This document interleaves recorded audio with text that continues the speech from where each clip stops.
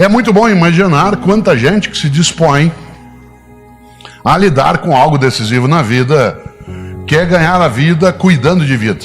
Isto é, sendo capaz naquilo que faz e fará de ser responsável por aquilo que honra nossa capacidade de existir num país que cada vez mais está em processo de efervescência, num instante da nossa história em que a nossa educação moral e cívica se dá de um jeito prático no cotidiano e não de uma forma abstrata dentro do currículo, num momento em que a gente tem uma ocasião estupenda para de fato superar, inovar e transformar em várias áreas, entre elas, claro, a escola.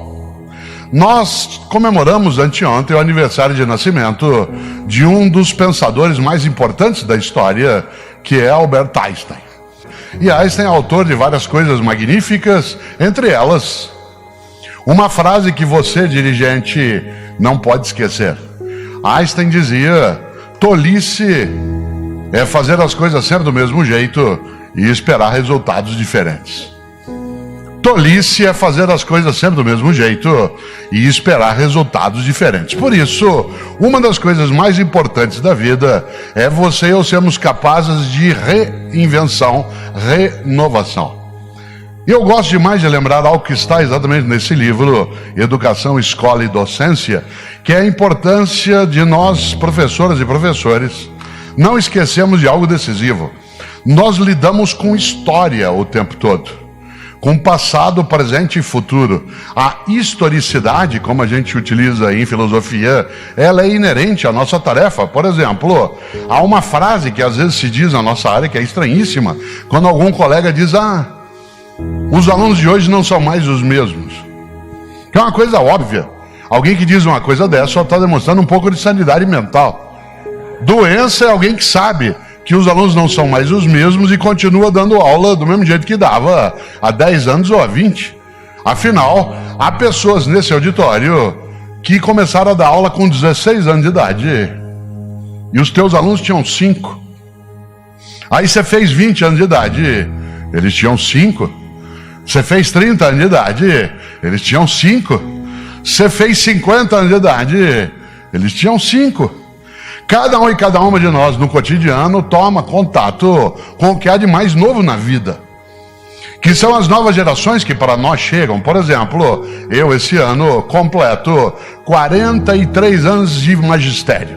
Faz 43 anos esse ano que eu estou na atividade da docência. Será que eu já sei dar aula? Até certo ponto.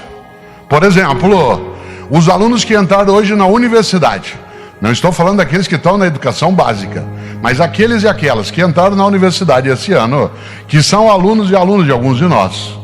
Aqueles que já estão no 2º mês de aula, na área de pedagogia, direito, comunicação, medicina, engenharia, psicologia.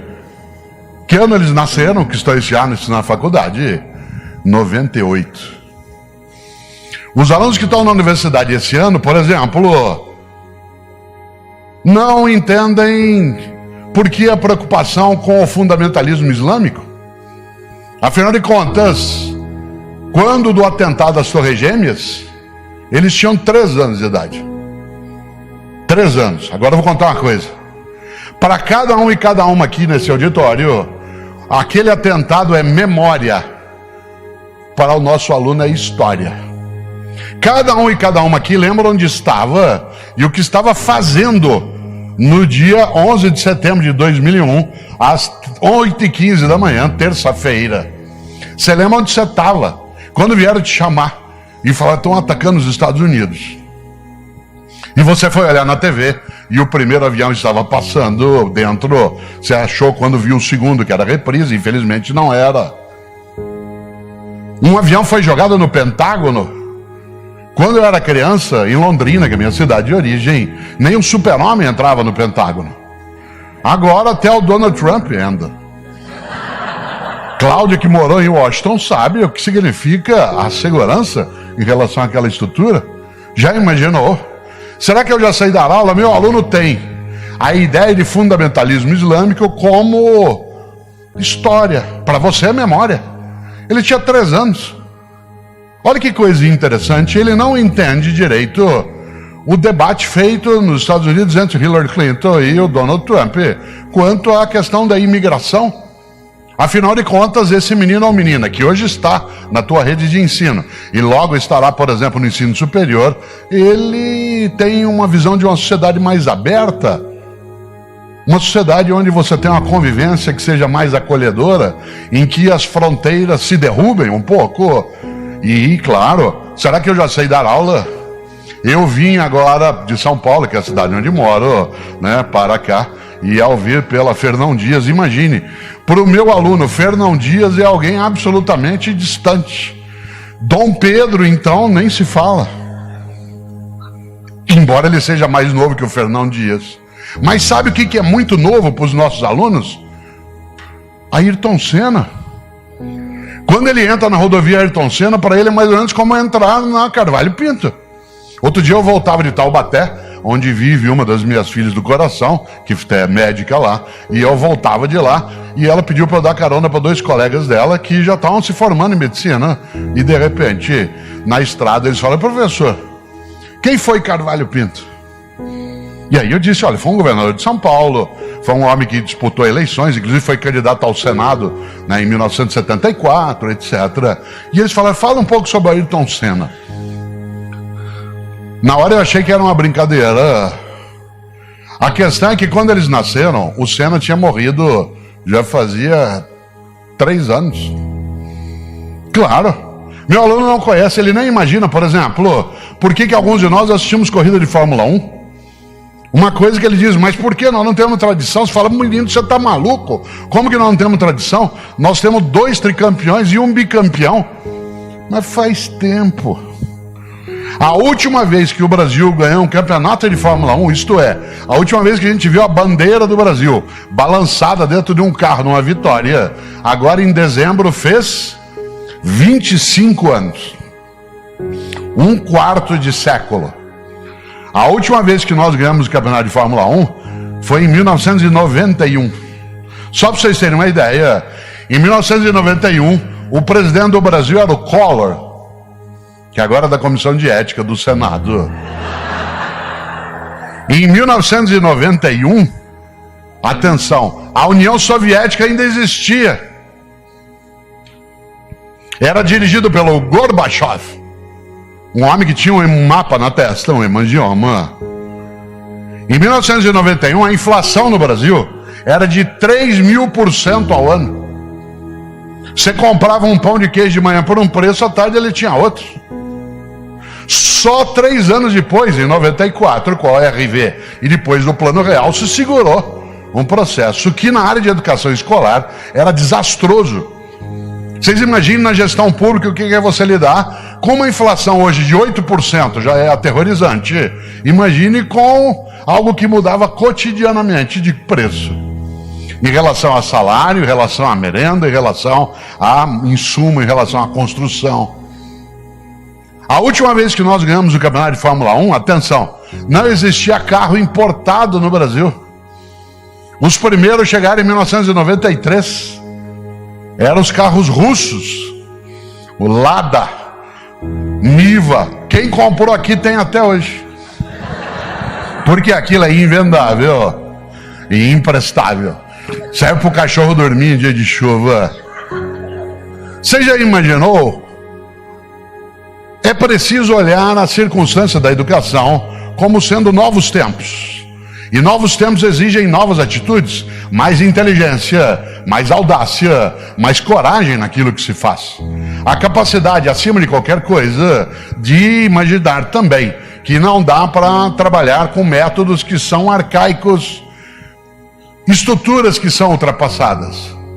Claro que não é uma renovação constante. Quando se fala em mudança, cuidado. É preciso mudar aquilo que está ultrapassado, mas não aquilo que se apresenta historicamente como vitalizado. Exemplo, quando a gente olha o passado, nós precisamos fazer uma distinção daquilo que vem do passado, separar o que é tradicional daquilo que é arcaico. O que é o tradicional é aquilo que existiu e existe com vitalidade e com importância. Arcaico é aquilo que não tem mais lugar, porque está anacrônico, fora de tempo, não se aplica. Eu sou professor de filosofia. A filosofia lida com pensamentos que são tradicionais, não são velhos. Platão, Aristóteles, Heráclito, Parmênides. Ou, no campo da educação, o pensamento de Piaget, de Maria Montessori, de Anísio Teixeira, de Fernando de Azevedo, de Florestan Fernandes, de Paulo Freire, de Darcy Ribeiro. São pensamentos que são tradicionais, não são arcaicos. Eles têm o seu lugar. Nesse sentido, cautela, não confunda antigo com velho. Eu estou fazendo aqui, para o teu desespero farei, até 12h30, uma coisa que é antiga, mas não é velha. Uma aula expositiva. Sem PowerPoint, sem data show. Quando eu preciso, eu uso. Mas para isso eu não preciso. Por isso, eu faço aqui algo que é antigo, mas não é velho. Uma aula expositiva, ela é tradicional, ela não é arcaica. Ela será arcaica quando ela estiver ultrapassada. A ideia da autoridade docente, ela é tradicional, não é arcaica. Autoritarismo é arcaico. A autoridade é antiga. A atenção aos conteúdos é algo que é tradicional na educação escolar. O conteudismo é ultrapassado. Nesse sentido, cuidado. Quando se fala hoje em mudança, cautela com o mudancismo, isto é, com a necessidade de ficar mudando todas as coisas o tempo todo. Uma das maiores dificuldades que nós temos no Brasil é o fato de que a educação escolar não é um projeto de nação, ainda é projeto de governo. Isso é uma coisa que nos prejudica imensamente, porque quando você elege, escolhe e defende a educação como projeto nacional e não como projeto de um governo específico, quem vai se eleger se compromete com o projeto de nação. A educação não pode ficar submetida à oscilação que a democracia produz, mas que tem um efeito colateral, que é a alteração sequencial de políticas.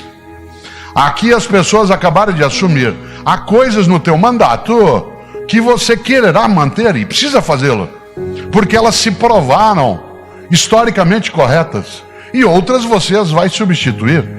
Olhando a tua trajetória, por exemplo, na sequência de governos, isso é importante. Não é que você vai e porque é um novo governo, tudo muda, porque isso não é superar. Superar, inclusive em filosofia, significa levar adiante, significa ultrapassar, não significa resolver. A palavra resolução, a palavra solução é uma palavra que vem da química, em que você dissolve e conclui. A palavra superar significa levar adiante. Educação escolar pública, ela é uma corrida de bastão. Um governo carrega até determinado tempo, se tem compromisso sério e não compromisso cínico com a área de educação, leva até determinado ponto que chega, pega e vai adiante naquilo que é correto. Por isso, cautela, quando se fala em inovar, lembre-se que inovação não é só a criação do inédito. Inovar também é dar vitalidade ao antigo. Inovar também é dar vitalidade ao antigo. Você, a hora que for almoçar hoje, você não vai procurar o restaurante, porque está escrito na parede, aqui temos os melhores fornos micro-ondas de Atibaia. Mas se tiver escrito que tem fogão a lenha, você quer ir. O fogão a lenha é uma inovação, é uma vitalidade. Aquilo que algumas metodologias hoje trazem dentro da educação escolar, que retomam coisas que Maria Montessori propôs, Vygotsky, que Paulo Freire debateu, né, que John Dewey trouxe à tona, ele que tanto inspirou Paulo Freire. Isso é inovação. Cuidado com a ideia de inovar como substituição. Inovação é vitalização daquilo que está ultrapassado para que ele ganhe outra dimensão, e claro, não é o descartar daquilo que se provou importante. Nesta hora, é difícil para uma secretária e para um secretário, quando ao assumir o governo, o conjunto do executivo deseja que você faça coisas novas. Fazer coisas novas não é, obviamente, como eu disse, descartar o que já vinha na sequência, e aquilo se provou adequado. Como disse o secretário Schneider, quando ele assumiu, né, na gestão anterior em que secretário foi, ele chamou alguns ex-secretários para conversar. Quando a professora Cláudia Costin foi secretária de Educação na cidade do Rio de Janeiro, né, apesar de todos os avisos para que não o fizesse, né, afinal, como eu disse, nunca se deve voltar a um lugar que você foi feliz um dia, né, disse os chineses, mas o Schneider não aprendeu, já tinha sido ministra e decidiu depois de ser secretária. Isso é insanidade, né? Se você observa, cautela, o que será demandado de você, secretário ou secretário municipal no nosso estado? Você que vai atuar, por exemplo, em Santa Cruz do Rio Pardo, onde nasceu minha família, ou vai atuar em Catanduva, onde nasceu minha mulher, ou vai atuar em São Paulo, onde eu vivo. Cuidado, fazer a renovação não é trazer o inédito o tempo todo, é proteger aquilo que teve capacidade de ser cuidado, descartar o que se coloca como inadequado ao projeto que venceu a eleição e ao mesmo tempo elevar o que se conseguiu. Quando eu fui secretário de Educação na cidade de São Paulo, após Paulo Freire, o governo anterior era o governo de Jânio Quadros, que não teve um desempenho tão forte na área de educação. Mas quando o Jânio Quadros assumiu, ele houvera sucedido a Mário Covas. Esse sim um homem que com a equipe na educação jogou a educação municipal lá em cima. Quando o Jânio veio, ele diminuiu um pouco aquilo que seria a condição, mas não onde Covas tinha pego. Quando o governo de Luiz Erundina, que eu participei, pegou a cidade, nós pegamos a partir de Mário Covas. Haja vista, por exemplo, que a secretária, né, de Educação Municipal no governo Covas, que foi Guiomar Nama de Mello, tinha como sua chefe da assessoria técnica Lisete Arelaro, da Universidade de São Paulo, que foi também a minha secretária adjunta.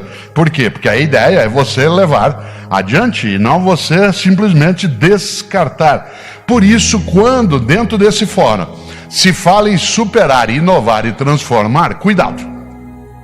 Cuidado para não ficar num mudancismo que a população, inclusive, nem entende direito, que uma parcela dela significa descarte de recurso, quando, acima de qualquer coisa, é preciso ter coragem política para elogiar o adversário. É preciso, acima de qualquer coisa, ter honradez e dignidade para dizer vamos manter, porque esse é um projeto que tem sucesso e queremos superar, inovar e transformar.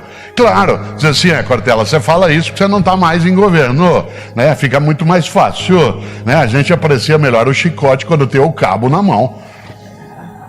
Mas há aí uma questão de convicção política, que não necessariamente é partidária, mas que é política. Qual é a tua convicção? Como educador ou educador? Você vai ser secretária ou secretário de educação para quê? Para receber o título? Também é bom. É gostoso dizer que eu fui secretário de Educação na cidade de São Paulo. Quando alguém acha que você é uma pessoa importante, eu até brincava aqui com os colegas, né, do FNDE, porque na hora que eu sentei, que eu fui receber água, trouxeram para mim, acho que é a mando da professora Marialba, um copo de vidro, né, e não um copo de plástico. Né? Quando você é secretário da Educação de São Paulo, você ganha copo de vidro, né? Claro que essa brincadeira tem a ver com a ideia, né, de uma certa honradez que se ocupa, mas eu não fui secretário de Educação de São Paulo para um dia sentar com o professor Carbonari e dizer, ó, você foi lá de Jundiaí e eu fui de São Paulo, certo? Jundiaí era uma das 4 maiores cidades do estado de São Paulo até o século XIX, mas São Paulo ultrapassou. Então, quem diria que há 40 e tantos anos a gente iria um dia ser secretário em cidades diferentes, mas isso, para que serviu? Para que serve? Por que o professor Carbonari hoje vai atuar com o Dr. Nalini dentro da Secretaria de Estado? Um lugar difícil, complexo, né, que é complexo demais no dia a dia. E é tão fácil, né, de outro lado, você olhar o quanto que o respeito político é importante. Não é a cumplicidade. Você não pode ser cúmplice de um governo que você substituiu se o programa de governo que te elegeu é diferente daquele que estava antes. Porque a população fez uma escolha. E essa escolha tem que ser respeitada. O que é diferente de respeito político? Isto é, eu sei que o que fez aquele ou aquela que veio antes de mim, há coisas que são abraçáveis, outras são descartáveis. Claro que eu tenho uma vantagem. Quem foi o secretário de Educação que veio antes de mim? Paulo Freire.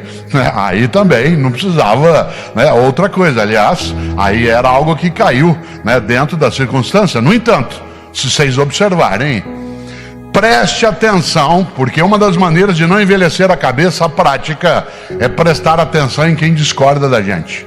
Atenção, cuidado com gente que concorda contigo o tempo todo.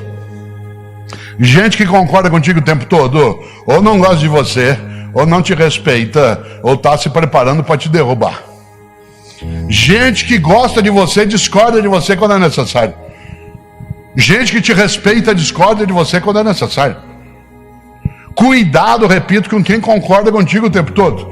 Claro que você não pode conviver com alguém que só discorde, mas alguém que só concorde te deixa envelhecer. Cuidado. Um adversário fraco te enfraquece, um concorrente burro te emborrece, uma oposição frágil fragiliza um governo. Preste atenção em quem discorda de você de modo respeitoso. Teu melhor amigo te irrita, tua melhor amiga te irrita, sabe por quê? Porque ela gosta de você. Ó, tô pensando em comprar um carro Cortella, você tá louco, você acabou de gastar dinheiro. Pô, você não gosta de mim? Gosto. É por isso que eu tô falando. Uma pessoa que não tem nem comigo, olha, Bia, eu tô pensando em comprar um carro. Compra. É bom porque movimenta o mercado. Cuidado. Eu sou casado com Cláudia, não esta, a outra que é com quem eu sou casado. E a Cláudia faz comigo uma coisa amorosa. Quando ela não concorda comigo, ela discorda. Isso é um sinal afetivo. Claro que ela não discorda sempre, senão eu não estaria com ela e vice-versa. Mas ela não concorda sempre, porque ela tem afeto por mim. Quando Paulo Freire propôs a educação como dialógica, ele não disse que a educação era reiterativa. Isto é, que ela tinha que ficar o tempo todo com todo mundo bem do mesmo modo. Ele falava de diálogo e conflito. Nesse sentido, claro, volto a isso, cautela. No dia que a minha Cláudia, concordar com tudo que eu escrevo, tudo que eu falo, tudo que eu namoro, tudo que eu danço, talvez ela tenha terceirizado, né? Aderido à portabilidade. Já imaginou? Claro que não. Preste atenção em quem discorda de você. Pode te auxiliar imensamente a superar, inovar e transformar. Eu fui secretário de Educação da capital, como lembramos.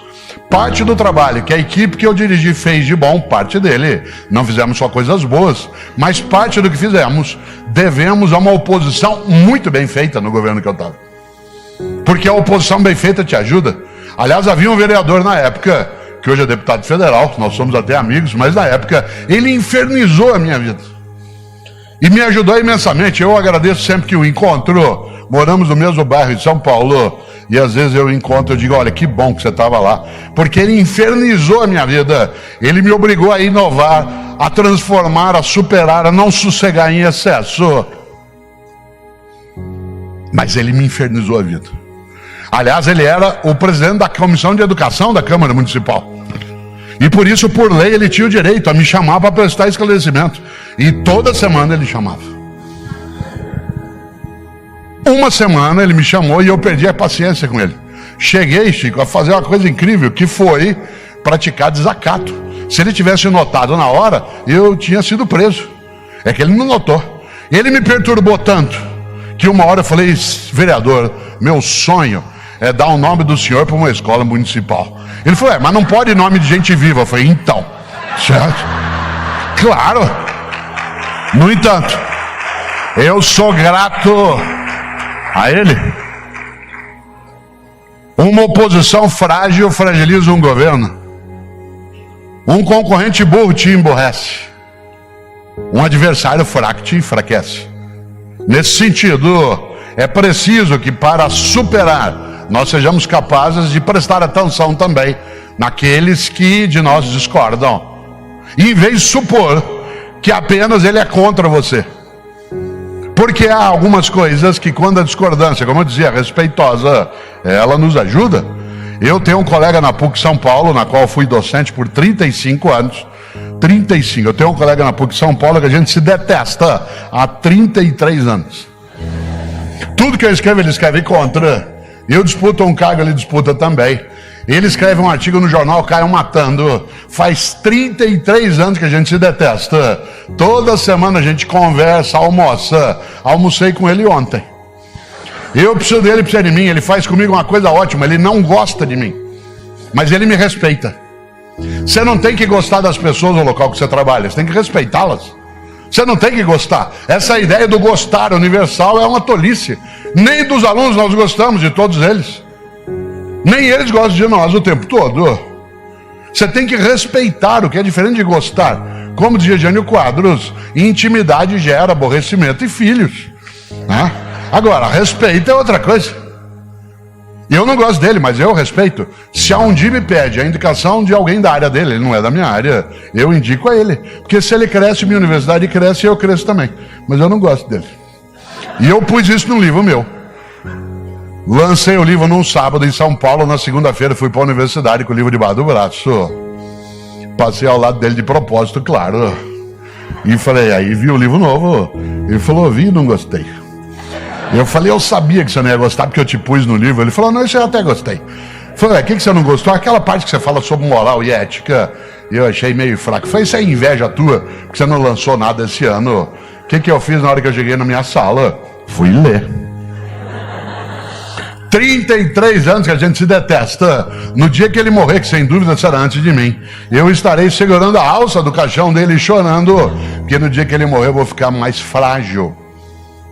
Porque eu vou perder uma das maneiras de superar em vez de acomodar, de inovar em vez de envelhecer, de transformar em vez de apenas manter. Volto a um ponto.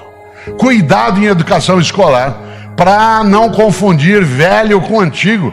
Uma aula expositiva, quando bem dada, ela é antiga, não é velha? A relação de formação de valores na escola pública era uma atenção antiga, não é velha? As ideias de John Dewey, as ideias de Comênios, as ideias de Platão, elas são antigas, não são velhas. Claro que elas não podem ser transferidas. Paulo Freire, com quem eu tive a honra de trabalhar 17 anos, aliás, ele foi meu orientador de doutorado, Paulo Freire dizia algo decisivo. Ele dizia, fazer como Paulo Freire não é fazer o que o Paulo Freire fez, é fazer o que ele faria se ele estivesse aqui agora. Atenção, isso é inovação. Fazer como Paulo Freire não é fazer o que o Paulo Freire fez, é fazer o que ele faria se ele estivesse nessa situação. Fazer o que fez Maria Montessori não é fazer o que ela fez, é como ela faria se ela cá estivesse. Fazer o que fez o professor Fernando de Azevedo não é fazer o que ele fez, é fazer o que ele faria se agora estivesse. Há uma diferença entre inspiração e a mera reprodução. Nesse sentido, a concepção freiriana, a concepção de Vygotsky, as ideias de Emília Ferreiro, tudo aquilo que está no nosso dia a dia, a inspiração para a alfabetização. Eu fui alfabetizado numa cartilha, que algumas e alguns aqui também foram, que foi a Caminho Suave, né, da professora Branca Alves de Lima. Fazer o que ela fez, não é fazer como ela fez, inclusive porque estaria ultrapassado. A Caminho Suave estaria fora de lugar. Ela tem, por exemplo, uma cena clássica, que quem nela estudou se lembra. Lá pelas tantas tinha o desenho da família. O desenho da família era o pai sentado numa poltrona lendo um jornal. Atrás, em pé, a mãe com um avental, uma bandeja e um cafezinho em cima. Mas isso é de 1954. Diz, ué, então eu descarto o Branca Alves de Lima? Não, eu tiro da inspiração pedagógica, coloco fora aquilo que não é aplicável porque é anacrônico, fora do tempo. Mas eu mantenho aquilo que era, por exemplo, a intenção silábica, a alfabetização a partir de uma determinada estrutura. Descarto eu aquilo que fez um dia, né, a professora que era daqui da região próxima a São Carlos, a professora Sodré, que era a cartilha da Sodré, que muitos aqui passaram por ela. Lá pelas tantas a professora ia ensinar encontro consonantal. Encontro consonantal, coisa difícil da criança aprender. Para ensinar o encontro da consoante D com a consoante R, a palavra e o desenho para você aprender era dromedário. Que é uma coisa do nosso dia a dia. Você está aqui em Atibaia e vai passando dromedário para todo lado. Para ensinar dígrafo, que é mais difícil do que encontro consonantal, porque parece encontro consonantal e não é. O dígrafo LH, a palavra e o desenho na cartilha da Sodré era lhama, que é outra coisa do teu cotidiano, né? Você está ali, né? E de repente um monte de lhama passando. Em 1960, que é quando eu fui alfabetizado em Londrina pela dona Mercedes, uva, lhama, dromedário tudo bem, a gente ultrapassava, ia tropeçando. Hoje, será que vale a cartilha da professora Sodré do jeito que ela foi feita? Não. A inspiração pedagógica, a sugestão metodológica, sem dúvida. Por isso, grandes homens e mulheres na nossa área em educação não são descartáveis, eles são inováveis.